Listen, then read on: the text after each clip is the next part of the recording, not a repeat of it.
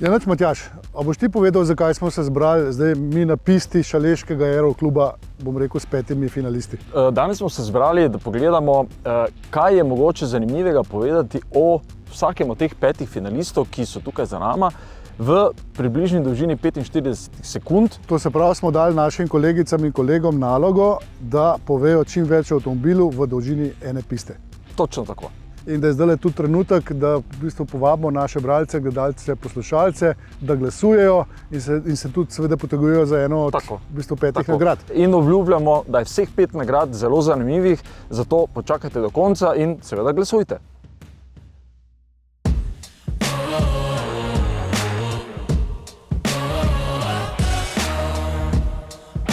Evo naj, 60 na uro, MG4 Britanc oziroma Kitajc z britanskim poreklom. A se ga sploh raba lotati z nekimi predsodki ali?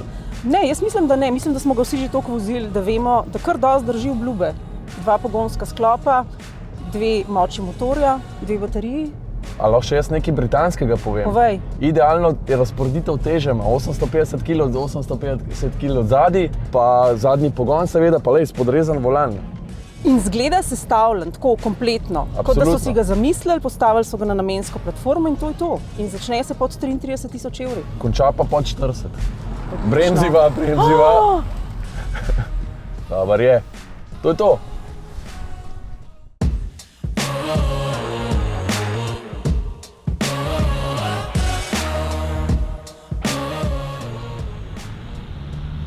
Ja.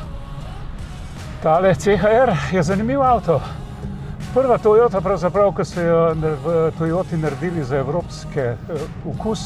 Zelo ostre linije so ubrali, to je bila glavna tema, bolj kot prostornost. Še vedno je pa najprej njihova glavna tema hibridni pogon in v različnih izvedbah in na srečo še naprej tudi samopolnilni hibrid, ne le priključnik, ki se šele pride na trg, ampak bo precej dražji in za ljudi težko dosegljiv.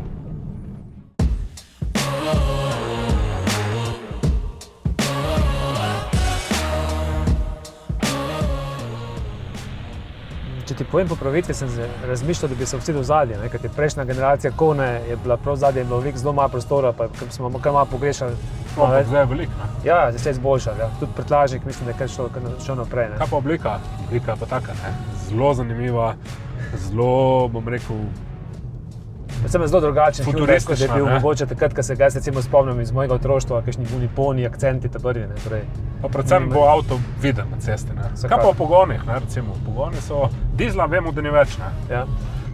Na voljo sta še 2 bencinarja, oba sta tudi mild hibrida oziroma blago hibridna. Kaj bi ti izbral? Ampak, kaj bi jaz zbral? Ja, pa elektriko smo pozabili. No, kaj bi izbral?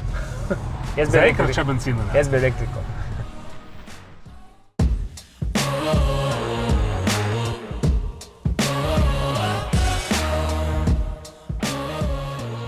Gašper, kaj si ti sploh spomniš, kaj je Renault delal v C-segmentu SUV-ov pred Australom? Ja, nič kaj dobrega ni delal. Imel je koleosa, kaj za pozabo. Nek Kadžar je bil, ne? Pa Kadžar za pozabo. Austral pa tako, dost magnetičen avto, zanimiv, že v notranjosti, s športnim paketom Esprit Alpine. Z Googlom, zelo pomembno. Nijemo več dizla, ne? Kaj pa na to praviš, na pogone? Prihodnost, kaj, blaga hibrida, pa en zelo zakompliciran hibrid. Ja, z vprašljivo učinkovitostjo, mislim, se je učinkovito, pa glede na to, koliko se dogaja z njim, ne? Ampak kot celoten paket Renault prvič resno vstopa v C-SUV. Kaj pa zdaj, ko smo prišli na konec piste?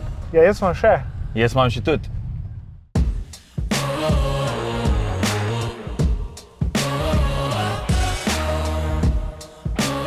Ena pista časa, daj pohit zdaj. Je začetek, je Avenger, je Avenger. Meni je čisto vseeno, 3/4 ljudi ga bo itak klicalo Jeep, 408 cm, najmanjši Jeep, prvi Jeep v finalu slovenskega avta leta. Na polovici sva. Na polovici? Ne, pa jaz, veš, koliko ima tam? Okej, 600 sestavnih delov iz skupne Stellantisove platforme so predelali. Jaz se sam vozim 54 kWh baterijo so naredili, ampak bistvo je, da je ta avto še vedno na voljo tudi z benzinskim motorjem. Jure, to je bil moj line. Torej, midva vozva električnega. Midva vozva električnega. Lahko je tudi bencinski. Ohrano je The Look. Avenger je čisto senka na koncu, folk, ki ga bo videl, bo rekel Jeep. Pa super vozne lastnosti ima. Konc piste imaš. Ja, pa vsak Jeep je tudi terenski avto in tudi pri električnem so ohranili 20 centi oddaljenosti od tal, tako da se lahko zapelješ tudi čez kakšno korenino. Sem jaz vedel, da ne bomo imeli dosta asfalta. No, tako pri koncu smo. Upam, da smo vam s pomočjo tega videa uspeli pripraviti eno tako malo bolj kompletno, celostno sliko o 5 finalistih, o avtomobilih, ki se borijo za naslov slovenski avto leta. Pa še najbolj tak zanimiv del, tukaj sem tudi zato, da poudarim, katerih 5 nagrad je na voljo, oziroma za katerih 5 nagrad se boste borili vsi tisti, ki boste glasovali preko katerega oziroma preko medijev, ki sodelujemo pri izboru. Zdaj pa prva nagrada. Vrednostna kartica dobroimetja pri nakupu goriva pri Petrolu v vrednosti 1500 evrov. Druga nagrada, celotedenski najem avtodoma Robeta Adonis. Če kdo tega ne pozna, svetujem en hiter obisk Googla, boste hitro videli, koliko je ura.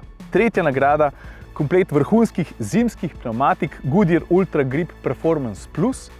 Četrta nagrada, družinski vikend na kopah poleti. In še 5. nagrada, snežne verige Traktiva Sport. Gre za slovenski izdelek, tudi jaz sem ga že preizkusil, fajn stvar. Zdaj veste vse o finalistih in o nagradah.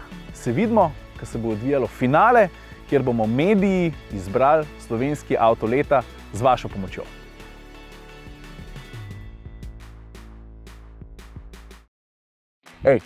Atmosferici ne bi bili atmosferici, če ne bi izkoristili prazno pisto. Imamo 5 finalistov za slovenski avto leta. Ja. Kaj ti pride na misel? Na juriš? Absolutno. Je pa res, da to v resnici v tej sliki slovenskega avta leta ne pomeni čist nič. To je za naš gušt. Za naš gušt malo nas ferbec matra, pač 5 različnih avtomobilov, pa valjda, ne? Kdo bo to prvi na 402? Jaz slovim svojo 3. zmago. Ja, pa gremo žebat ključe. Gremo žebat ključe. Premeši. Renaulta ni težko najdeti. Kaj 5 po vrst, daj ti? Jaz? Ja, daj. Zakaj je stran gledam, če ti moraš stran gledati? Hyundai.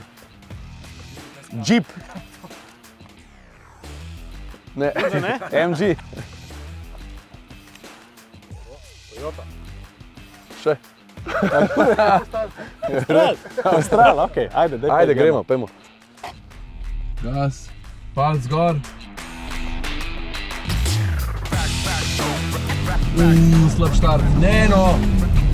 Dobar je. Jeepa sem že snel.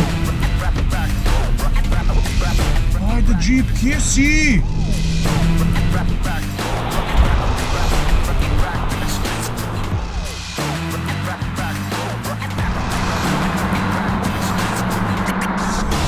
Kaj? A možno sem te zadnji? Toyoto sem že snel. Sam še MG, dohitevam.